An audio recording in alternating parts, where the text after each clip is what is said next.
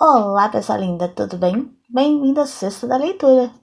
Olha só, a gente está lendo esse livro aqui, incrível, Efeito Lua de Mel, do Dr. Bruce Lipton. Estamos no 4º capítulo. Se você quer acompanhar a leitura dos 3 primeiros capítulos, tá aqui abaixo, na descrição, todos os links para você acompanhar. E no final, eu vou colocar aqui, mentira, acho que é aqui, a playlist para você ir direto lá, tá bom? Esse livro, ele tem uns capítulos muito grandes. O 3º capítulo eu tive que dividir em 2. E eu tava vendo aqui, e o 4º também são quase 30, mais de 30 páginas. Então eu vou fazer o seguinte, como ele tem uma parte prática aqui de reprogramação da mente subconsciente, gente, deve ser muito legal. Também vamos dividir este capítulo em 2 partes, tá? Primeiro, a introdução, a parte inicial do 4º capítulo, e depois a parte prática, pra gente reprogramar o nosso subconsciente. Que tal? Vai ser bom, hein? Então vamos começar, porque o capítulo é longo. Então esse é o capítulo 4. 4 mentes que não se concatenam. A magia do primeiro amor está em não sabermos que ele pode acabar. Frase de Benjamin Disraeli. Você sente as vibrações do amor. São as pulsões químicas mágicas percorrendo seu corpo. Começa a cantar todas aquelas músicas melosas que sempre ouviu e que pela primeira vez começam a fazer total sentido. Cria então o efeito lua de mel, com o amor da sua vida, crente de que desta vez será para sempre. Só que ele não dura. Você fica arrasado. Passa dias e noites obcecado, pensando em como tudo poderia ter sido diferente. Sua mente, agora confusa, se pergunta sem parar. Como algo tão mágico foi acabar assim, em brigas constantes? E se vocês eram casados, em divórcio. Você queria tanto que desse certo, acreditou de verdade que iria dar certo. Fica pensando que talvez a biologia da crença funcione para outras pessoas, mas não para você. Só que funciona assim. Mas há uma condição para que isso aconteça. O que explica porque o simples pensamento positivo e a crença de que tudo vai dar certo não funcionam. A condição é que durante o tempo em que esteve vivendo no paraíso com seu amor, naqueles dias ou meses, suas ações e seus comportamentos estavam sendo controlados pelo processamento da sua mente consciente. A mente consciente é a mente criativa. E põe entre aspas, criativa, que age de acordo com os seus desejos e vontades. Então, quando a mente consciente de 2 seres enamorados se conecta, ocorre uma harmonia mágica. E como os 2 estão agindo de acordo com as suas vontades e desejos mais intensos, o resultado dessa interação é, voilá, o paraíso na Terra. Porém, com o passar do tempo, sua mente consciente se volta para os afazeres do dia a dia. Como organizar as finanças, a casa e planejar as atividades do final de semana. O processamento da mente consciente passa da criação da experiência de lua de mel para o gerenciamento de estratégias para as necessidades da vida. Com isso, ela acaba relegando o controle do comportamento aos programas padrão armazenados na mente subconsciente. Assim, o casal acaba tendo 4 mentes em vez de 2. E essas 2 mentes subconscientes extras são capazes de destruir qualquer relacionamento felizes para sempre. Quando nossa mente consciente deixa de focar a atenção no momento presente, perdemos o controle do nosso efeito lua de mel, porque sem perceber, passamos a agir de acordo com comportamentos pré-programados que adquirimos durante as experiências de infância e desenvolvimento. Para muitos casais, quando essa programação subconsciente vem à tona, o efeito lua de mel acaba rapidamente. O que não é surpresa, já que o comportamento programado na mente subconsciente deriva sobretudo da observação e da absorção do comportamento dos outros, comportamentos negativos e inibidores da autoestima, em sua maioria. especialmente o dos nossos pais, parentes, comunidades e cultura. Então, de repente, você passa a ver o lado do seu amado e de você mesmo que não existia durante a lua de mel. Quando a mente consciente deixa de prestar atenção ao momento presente, você automaticamente e inconscientemente passa a agir de acordo com o comportamento que adquiriu dos outros.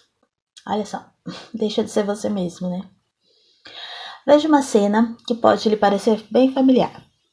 Você está em meio do efeito lua de mel, totalmente apaixonado pelo ser amado, que dá luz e sentido à sua vida. Porém, um belo dia, faz a ele alguma pergunta com todo carinho. E naquele momento, ele não pode estar pensando no relacionamento maravilhoso que vocês... Naquele momento, ele pode não estar pensando no relacionamento maravilhoso que vocês têm. Sua mente consciente pode estar preocupada em consertar o carro ou pagar aluguel. Então, ele responde sem pensar e de maneira grosseira, em um tom que mais parece dizer, me deixe em paz. Em choque, você indaga, quem é você? Pronto, você acabou de presenciar o momento em que uma bela lua de mel começa a desmoronar. Mas seu amado respondeu de maneira tão inconsciente que nem percebe que foi rude. Por isso, encara sua reação à resposta dele ou dela como um ataque pessoal e se coloca na defensiva, pensando, como ele ousa me acusar de agir de maneira estranha? Sou a mesma pessoa de sempre. Eu não sei do que ele está falando. Qual é o problema dele, afinal? E enquanto isso, você se pergunta, onde está a pessoa com quem me casei? Sua mente consciente, então, se afasta da situação para avaliar o que está acontecendo. E o que você nem imagina é que, sem perceber, deixa vir à tona seu comportamento inconsciente que adquiriu da sua família ou cultura.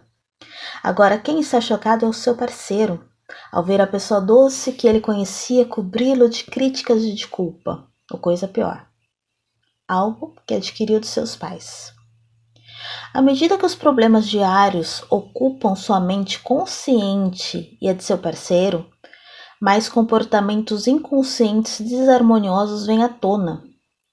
Em pouco tempo, ambos deixam de se admirar e passam a observar apenas os aspectos negativos do comportamento e os ataques de nervos um do outro. Estão agora sempre na defensiva e criticam os defeitos que encontram. Ele nunca leva o lixo para fora. Ela não tampa a pasta de dente direito, etc, etc. Tudo que era ignorado no início passa a incomodar. Sabe aquela toalha molhada em cima da cama? E caso tenham se conhecido através de algum serviço online pago, passam a querer o dinheiro de volta. Ele não respondeu o questionário de maneira honesta. Mas a verdade é que ambos responderam com sinceridade. Responderam usando sua mente consciente. E aí é que está o problema. A mente consciente representa fielmente aquilo que desejamos ser. E, infelizmente, essa mente que responde ao questionário se expressa apenas durante 5% do dia. O que os dois não percebem é que a programação subconsciente, sabotadora e limitadora que adquiriram dos outros é justamente a que se manifesta 95% do tempo. Com isso, você e seu parceiro acabam passando de um relacionamento de lua de mel para um relacionamento comum. Se esse comportamento destrutivo e negativo tivesse se manifestado já no primeiro dia, vocês provavelmente não teriam passado mais de 24 horas juntos. Agora, você deve estar imaginando que o melhor a fazer é reduzir as expectativas e aceitar os relacionamentos como sempre foram, já que a vida é assim mesmo e eu preciso aceitar o que ela oferece de bom ou de ruim. Ou será que todos os esforços que você faz para tolerar comportamentos abusivos já se tornaram insuportáveis e você vai mais uma vez desistir daquele relacionamento em que apostou todas as fichas? Agora chega, não aguento mais essa relação. E lá vai você mais uma vez passar por todo o processo só para depois de algum tempo sair de novo em busca daquela felicidade que vivenciou por alguns instantes. A grande verdade é que o problema desse ciclo repetitivo é invisível. O comportamento programado em sua mente subconsciente e na de seus parceiros. Peraí, a grande verdade, vamos colocar os pontos direitinho aqui. A grande verdade é que o problema desse ciclo repetitivo é invisível. O comportamento programado em sua mente subconsciente e na mente de seus parceiros, né?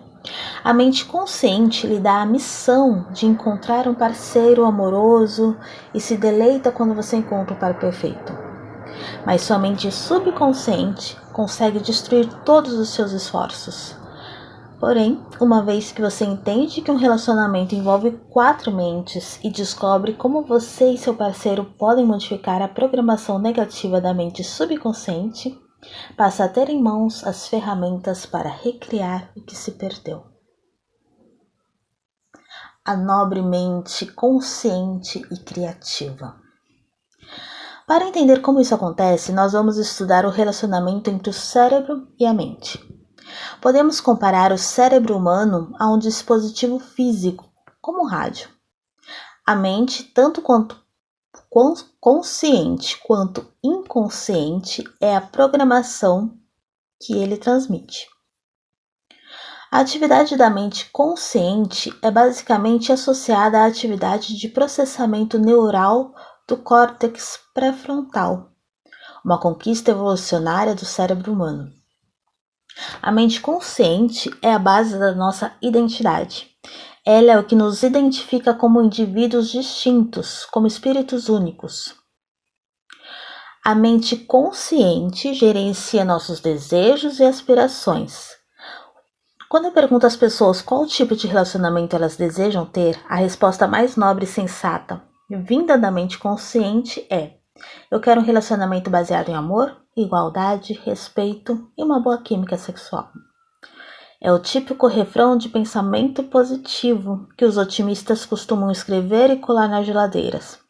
Mereço um grande relacionamento. E só como alimentos saudáveis.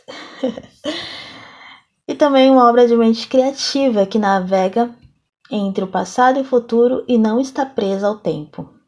Nossa mente consciente pode responder sobre o que faremos na próxima quarta-feira ou o que fizemos na quarta-feira passada. É a mente que pode desvincular do momento presente e sonhar o dia todo com o que pode vir a acontecer. Eu posso ganhar na loteria ou encontrar meu príncipe encantado. Mas pensemos por um instante. Se nossa mente consciente não cuida do momento presente, porque está ocupada demais com grandes pensamentos ou com sonhos sobre como a vida deveria ser, quem está no comando enquanto isso? Essa é a grande pergunta. Segundo os pesquisadores da neurociência, devido à habilidade da mente consciente de vagar de um pensamento para outro, a maioria dos seres humanos usa sua mente criativa consciente para controlar a atividade cognitiva que rege seu comportamento. Conforme eu já falei, mas vale a pena lembrar, cerca somente de 5% do tempo. Resta-nos concluir, então, que 95% restante da nossa atividade cognitiva são controlados por programas previamente instalados na mente subconsciente. Mente subconsciente, o mecanismo que grava e reproduz programações. A mente subconsciente é aquela que grita, dane-se as regras, e nos compele a atacar a geladeira ou a paquerar o pior exemplar da espécie humana que encontramos em uma festa, como sempre. O subconsciente é associado à atividade neural em uma parte bem maior do cérebro, cerca de 90%, do que o córtex pré-frontal da mente consciente. A mente subconsciente exerce uma influência muito mais poderosa sobre o nosso comportamento do que a mente consciente. O córtex pré-frontal da mente consciente consegue processar e gerir meros 40 impulsos nervosos por segundo. Gente, é muito pouco. Já os 90% do cérebro que a mente subconsciente abrange controlam e processam 40 milhões de impulsos nervosos por segundo. Isso torna o processamento da mente consciente 1 milhão de vezes mais potente. Olha, ele errou aqui, colocou 2 consciente, é subconsciente. Isso torna o processamento da mente subconsciente 1 milhão de vezes mais potente que o da mente consciente.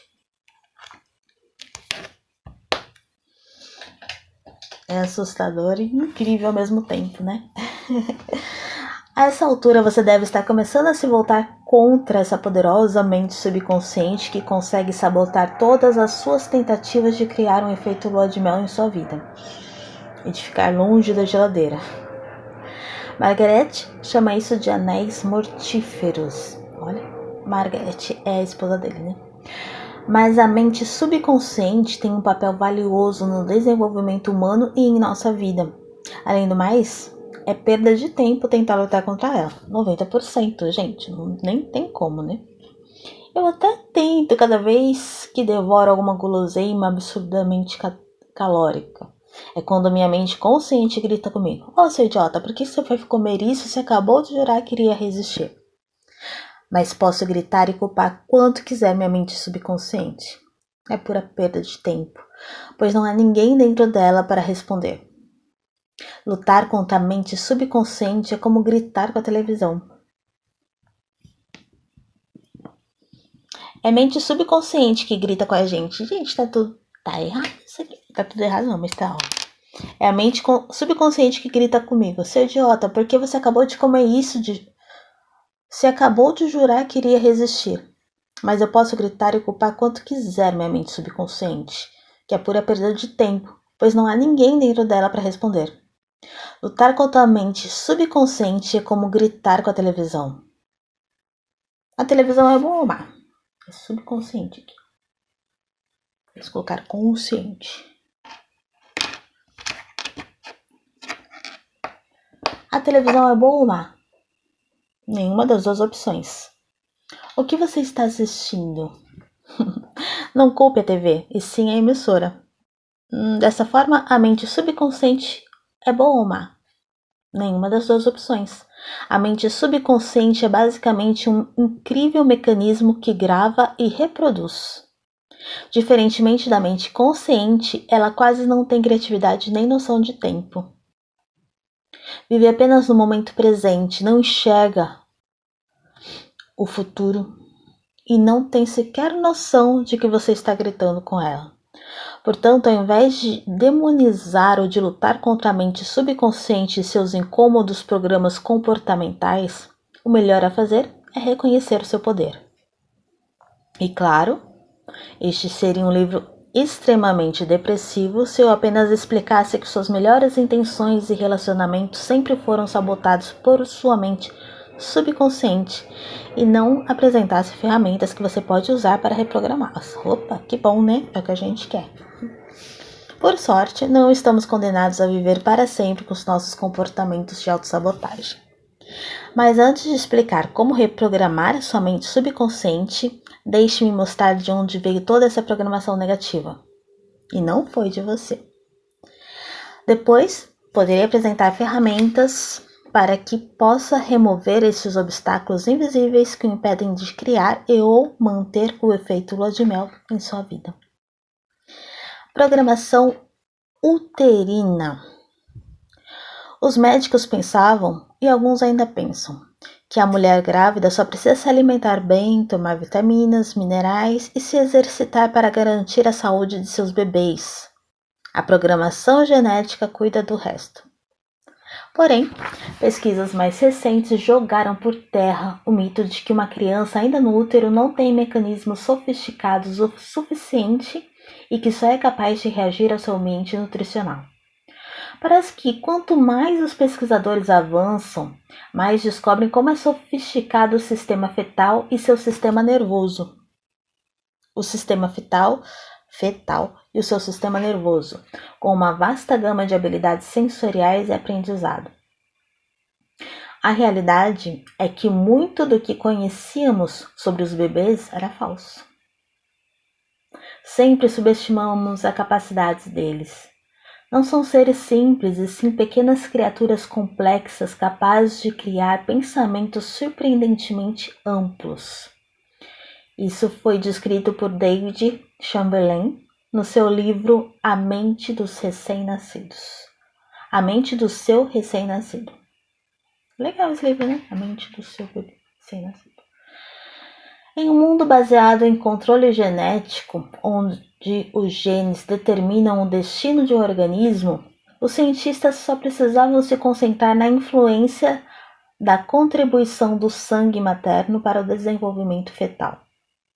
No entanto, com o advento da revolução epigenética e da nova ciência, revelando que os sinais do ambiente controlam a expressão dos genes, sabemos agora que um feto em desenvolvimento é influenciado por muito mais que os nutrientes do sangue materno. O sangue materno também contém uma vasta gama de moléculas de informação, tais como elementos químicos, hormônios e fatores de crescimento que influenciam e controlam a saúde física e emocional da mãe.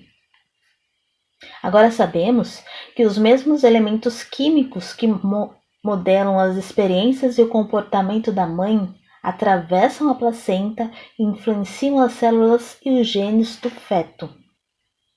A consequência é que o feto em desenvolvimento, recebendo a mesma química sanguínea da mãe, reflete as emoções e a fisiologia dela.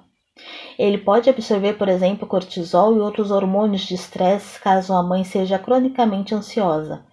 Caso ela não deseje a criança por alguma razão, o feto recebe os elementos químicos da rejeição. E caso esteja apaixonada pelo bebê e por seu parceiro, o feto é banhado nas poções do amor que descrevi no capítulo anterior. Já se estiver com raiva do pai por tê-lo abandonado durante a gravidez, o feto é envolto na química dessa raiva. Em minhas palestras, mostro sempre um vídeo da Associação Nacional de Educação Pré-Natal, que descreve graficamente a relação de interdependência entre os pais e os filhos durante a gestação. No vídeo, uma mãe e um pai têm uma discussão acalorada no momento em que ela passa por uma ultrassonografia, e é possível ver que o feto reage com um pulo assim que eles alteram o tom de voz. Conforme a discussão se acirra e se ouve um ruído de vidro quebrando e os gritos mais altos, o feto arqueia o corpo em expressão de choque e pula cada vez mais alto, como se estivesse em um trampolim. Ô judiação do bichinho. Essa ultrassonografia e outras pesquisas deixam claro que o feto demonstra forte reação ao ambiente do útero e à influência do pai. O Dr. Thomas Verne, em sua pioneira obra de 1981, chamada A Vida Secreta da Criança Antes de Nascer, descreve em primeira mão a influência dos pais mesmo durante o desenvolvimento uterino dos filhos. Ele diz: o fato é que as evidências científicas de grande peso que surgiram na última década exigem que reavaliemos as habilidades emocionais dos fetos. Olha só, ele escreveu em 1981, então última década, 1970, gente. E até hoje as pessoas não têm consciência disso, né? Continua. Estejam despertos ou em profundo sono, eles estão sempre, os bebês, né, os fetos, estão sempre sintonizados com cada ação, pensamento ou sentimento da mãe. A partir do momento da concepção, as experiências no útero moldam o cérebro e estabelecem a base da personalidade, do temperamento e do poder de raciocínio. A partir do momento da concepção. O cérebro fetal, em desenvolvimento, não apenas responde aos mensageiros químicos do sangue materno, como retém a memória das experiências vividas no útero. No momento em que a criança nasce, já carrega consigo todo o complexo musical de comportamento que irá permanecer pelo resto da sua vida. e responde ao tom modulado programado com os padrões de elementos químicos e emocionais que recebeu durante a gestação. Não é um evento isolado, como a discussão do vídeo que mencionei, que cria essa programação. São os padrões repetitivos de reação emocional da mãe. Após o nascimento, a criança passa a criar experiências de vida que se tornam a letra da sua música emocional. Isso é muito bom se a música foi de amor, mas nem tanto se o estado emocional da mãe foi cronicamente instável durante a gravidez. A natureza dessa programação é importante no caso de pais adotivos de uma criança que tenha sido gerada em ambientes caóticos. Eles podem não saber que receberam um indivíduo com padrão de elementos químicos já disfuncionais que se tornarão a música de um comportamento menos positivo. Uma criança não é uma tela em branco. Pais adotivos dão todo carinho a essas crianças e podem ter um grande choque quando elas começam a manifestar o comportamento de seus pais biológicos disfuncionais. O que eles não sabem é que a base da personalidade da criança já está desenvolvida quando ela nasce.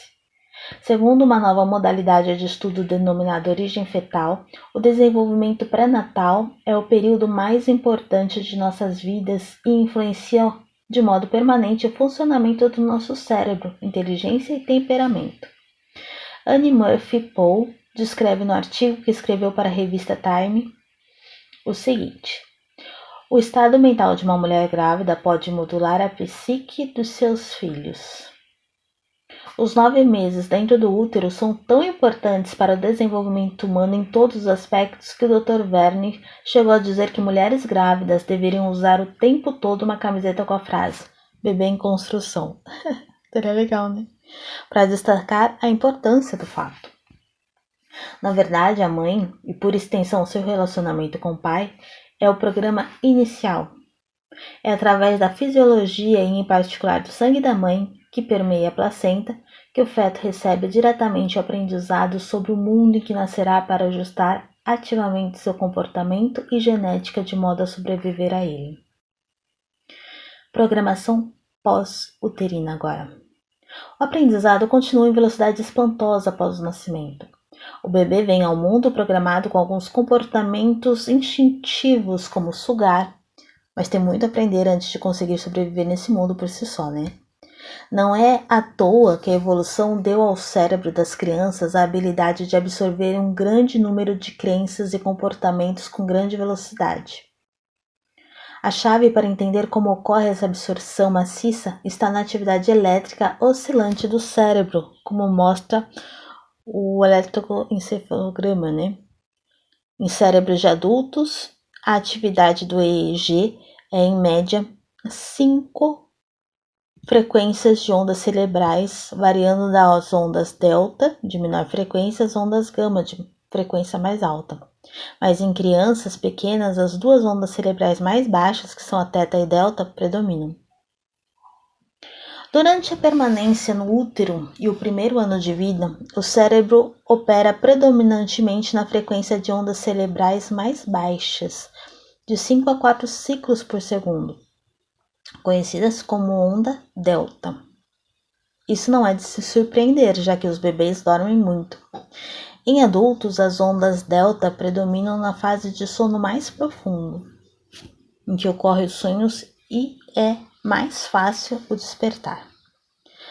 Dos 6 aos 8 anos de idade, a onda cerebral predominante é a teta, de 4 a 8 Hz, uma frequência vibracional associada ao estado de imaginação. Isso tem muita historinha nessa época, né? Esse é o estágio de desenvolvimento em que a imaginação infantil é mais fértil. Se vir uma criança montada em uma vassoura dizendo que é um cavalo, não diga a ela que se trata apenas de uma vassoura, hein? Na mente dela, trata-se de um cavalo, pois nesse maravilhoso estágio da vida, as ondas teta dominam as funções cerebrais, fazendo com que a imaginação e realidade se misturem. Para aquela mente infantil, a vassoura se transformou em um cavalo. Da mesma maneira, as frequências de onda teta estão associadas ao estado de hipnose, durante o qual as informações podem ser diretamente incutidas na mente subconsciente. Para induzir esse estado imaginativo sugestionável em adultos, a hipnose utiliza métodos para reduzir as frequências cerebrais dos pacientes ao nível θ mais maleável. Nos primeiros 6 anos de vida, as crianças não apresentam um estado cerebral de consciência associado às atividades de EEG alta, beta e gama como predominantes. Os cérebros infantis funcionam basicamente abaixo da consciência criativa, da mesma maneira que a atividade de um cérebro adulto cai abaixo do nível de consciência durante o sono e a hipnose. No estado θ altamente programável, as crianças registram grandes quantidades de informação necessária para sobreviver no ambiente, mas não têm capacidade de avaliar de forma consciente a informação que está sendo armazenada. Qualquer um que duvide do alto nível de sofisticação desse registro deve se lembrar da primeira vez que seu filho disse com todas as letras o pior palavrão que você costuma dizer. Aí você pensa, nossa, nem sabia que eu estava ouvindo. Eu estava assimilando já. Tenho certeza de que você percebeu o nível de pronúncia e nuance e o contexto exato e característicos seus. Esse engenhoso sistema de registro pode ser reprimido por pais mais rígidos, e não estou me referindo a ocasionais palavrões. A maioria de nós cresceu registrando mentalmente críticas paternas ou maternas. Você não merece ganhar isso, você não é bom nisso, você é burro, você é muito mal, você é um idiota. A maioria dos pais não tem a real intenção de ferir os filhos, estão apenas agindo como um treinador de futebol que usa a crítica como forma de provocar para obter dos jogadores o melhor desempenho. Mas esse tipo de treino exigiria que as crianças tivessem consciência suficiente para interpretar a lógica positiva por trás das críticas. Ocorre que o cérebro delas funciona predominantemente abaixo do nível da consciência, as ondas alfa. Nos primeiros 6 ou 7 anos de vida, durante essa fase, elas não têm capacidade intelectual para entender que palavras negativas nem sempre são literais.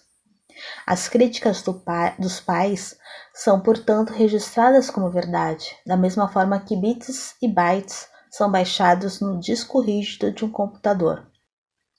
Ao criticar seus filhos, os pais não têm ideia de que, ao tentar ajudá-los, estão sentenciando a viver se julgando eternamente incompetentes. Veja um exemplo. Um pai está em uma loja com seu filho de 5 anos. O garoto vê um brinquedo, fica encantado e decide que tem que ser seu. Diante da negativa do pai, ele faz um escândalo e chama a atenção de todos na loja. Irritado, o pai declara com seu mais duro tom de voz: "Só por causa disso, você não merece ganhar o brinquedo." A criança registra de imediato as palavras do pai e seu tom de voz: "Eu não mereço, eu não sou bom o suficiente para ser amado." Essa programação de não sou bom o suficiente para ser amado é um dos maiores obstáculos para se criar o efeito lua de mel em nossa vida. Quando a programação subconsciente da maioria das pessoas é acessada através do teste muscular, a resposta à pergunta "eu me amo" é negativa. Aqui ele fala do teste muscular, né? Da cinesiologia. Só que a gente pode utilizar trazendo a informação do inconsciente para o consciente. Eita! Vamos continuar. Eu conheci a eficácia do teste muscular quando me tratei com um quiropata depois de sofrer um sério acidente de motocicleta. Ele demonstrou o teste muscular como forma de comunicação com a mente subconsciente. Ele pediu para que eu esticasse o braço e forçou para baixo. É geralmente assim que faz. Ou então você pode fazer assim, né? Como se fosse um elo de uma corrente. Vamos continuar. E pediu que eu oferecesse resistência enquanto ele forçava o braço, né? Eu obedeci e não tive qualquer problema em segurar a pressão que ele fez sobre meu braço. Ele pediu então que eu mantivesse o braço esticado e resistisse à pressão que fazia com a mão enquanto dizia: "Meu nome é Bruce." Mais uma vez, eu não tive dificuldade em resistir à pressão em sua mão. Depois ele pediu que eu mantivesse o braço esticado e resistisse à pressão enquanto eu dizia: meu nome é Mari. Pra mim daria certo, né? Para minha surpresa, a mão dele conseguiu empurrar meu braço para baixo sem esforço, por mais que eu resistisse. Como isso aconteceu? Faça de novo, falei. Acho que eu não estava preparada. Fizemos de novo e dessa vez me concentrei mais para resistir à pressão da mão dele. Ainda assim, enquanto ele disse meu nome é Mari, meu braço desceu como uma pedra em queda livre quando ele o pressionou. Isso ocorre porque, quando a mente consciente faz uma afirmação conflitante com alguma crença ou programação armazenada na mente subconsciente, a desarmonia gerada se manifesta na forma de falha ou flexão nos músculos do corpo. Em minhas palestras, eu costumo ensinar as pessoas a fazer o teste muscular e peço que testem umas às outras com a frase eu me amo. Como a maior parte dos braços desce, peço que pensem em como a crença subconsciente de que não merecem ou não podem ser amadas afeta seus relacionamentos. Se você não ama a si mesmo, com ambas as mentes, qual é a chance de mais alguém amá-lo? Quase nenhuma, já que a sua própria mente subconsciente não acredita que você mereça receber amor. E se alguém disser que ama você, quanto isso vale? Quando você mesmo não se julga bom o suficiente para ser amado. Que nem quando as pessoas falam, você é muito bonito, você é muito bonita. Mas se você não se acha bonita, que adianta? São só palavras jogadas ao vento, né? Você tem que se sentir, você tem que ter dentro de você. Isso é muito importante. Programa subconsciente de incapacidade de ser amado, operando 95% do tempo, geram inconscientemente comportamentos que revelam a maneira de como você se sente. Você pode achar que é algo oculto, secreto, mas na verdade isso se manifesta em cada palavra que diz, sem pensar, ou no comportamento que demonstra sem perceber. E mais importante, suas crenças disfuncionais manifestam-se em seu campo de energia e podem sabotar de maneira invisível todos os seus esforços para criar o tipo de relacionamento que a sua mente consciente tão desesperadamente deseja. Mas não são apenas palavras que o seu subconsciente registra durante a infância. Deixa eu marcar essa ideia, que é muito legal. Cadê? Mas não são só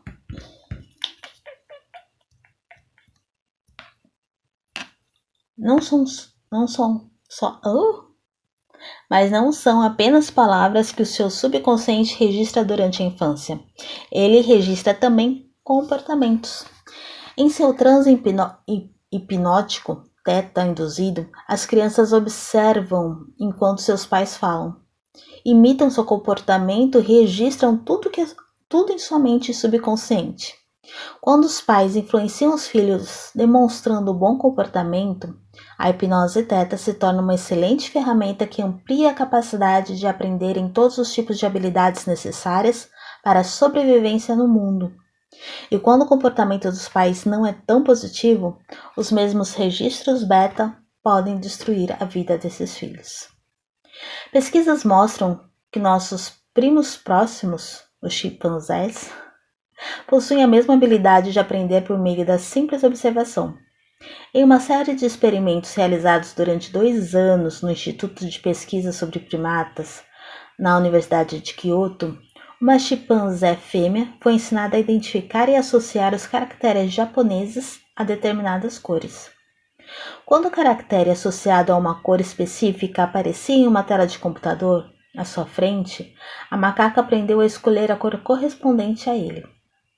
Toda vez que acertava a cor correta, ela recebia uma moeda do computador e podia usá-la em uma máquina daquelas que vendem salgados e refrigerantes, só que contendo frutas em vez de produtos.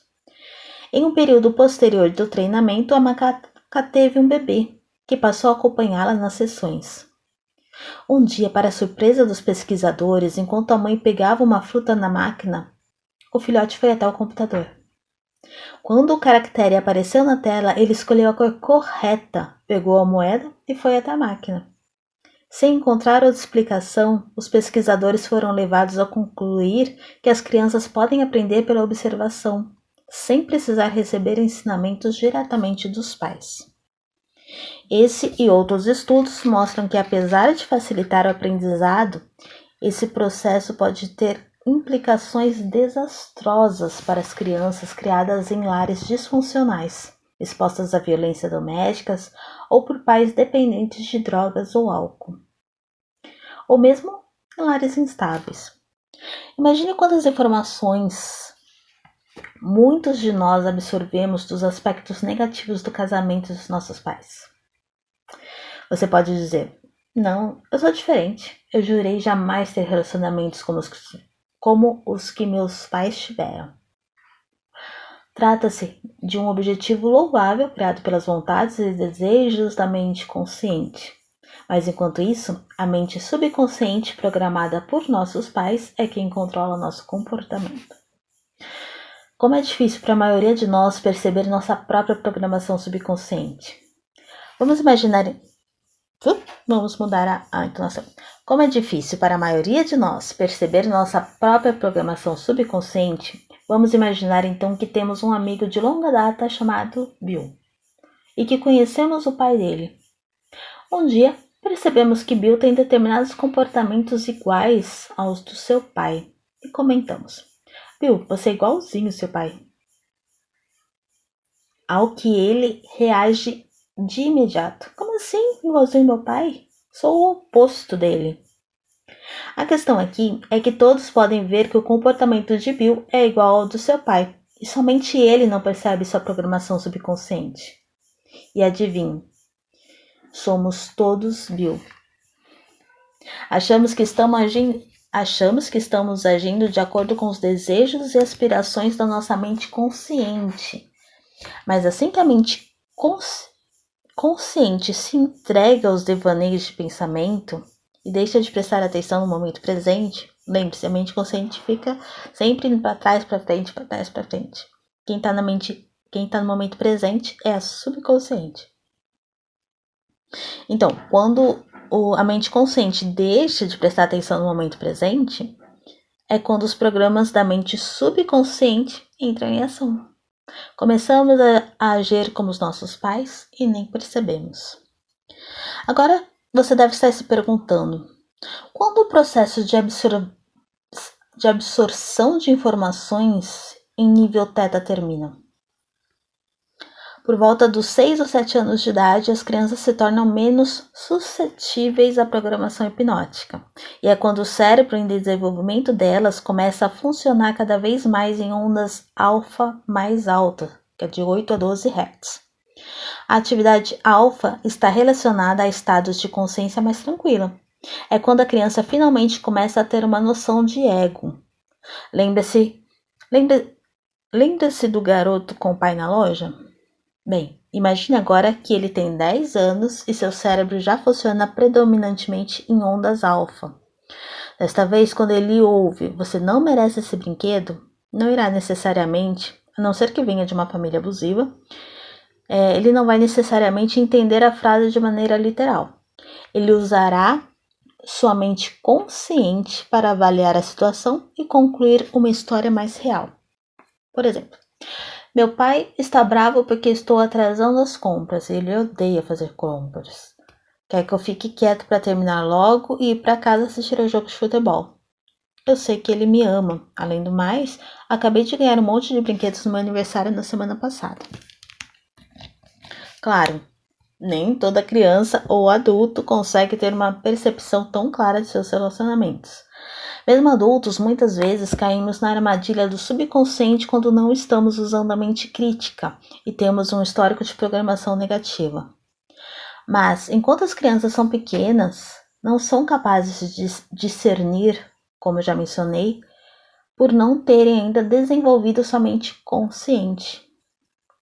No exemplo, a mente não criativa subconsciente da criança de 5 anos aceitou a resposta do pai literalmente como verdade. Já aos 10, ela conseguiu avaliar a situação de forma mais realista. Porém, antes de desenvolver a capacidade consciente, pode ter absorvido em sua mente subconsciente uma série de informações negativas e depreciativas vindas de seus pais e de sua comunidade. Mas o que isso tem a ver com o efeito lua de mel? Nenhuma das programações que recebemos antes dos 7 anos veio de nossos desejos ou aspirações. Tudo foi absorvido através da observação do comportamento dos nossos pais e das pessoas da nossa convivência. E essa programação denominante que se destaca em nossos relacionamentos. E é essa programação predominante que se destaca nos nossos relacionamentos. Isso também explica os padrões de relacionamentos.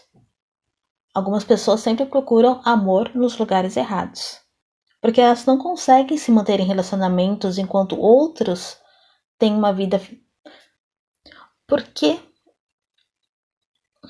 que não conseguem se manter em relacionamentos enquanto outras têm uma vida afetiva maravilhosa? Para a maioria de nós que não teve pais exemplares, essa é a programação que precisamos eliminar se desejamos desfrutar de um efeito lua de mel perene em nossas vidas. Legal, hein? Então, essa foi a primeira parte do capítulo 4. Agora, vou continuar lendo, mas só semana que vem você vai ver, que é reprogramação da mente subconsciente, parte prática. Tá bom? Então é isso. Efeito lua de mel, Dr. Bruce Lipton. As informações estão aqui na descrição. E a gente se vê na próxima semana, na sexta da leitura. Até mais. Te vejo logo. Te vejo sempre. Tchau, tchau.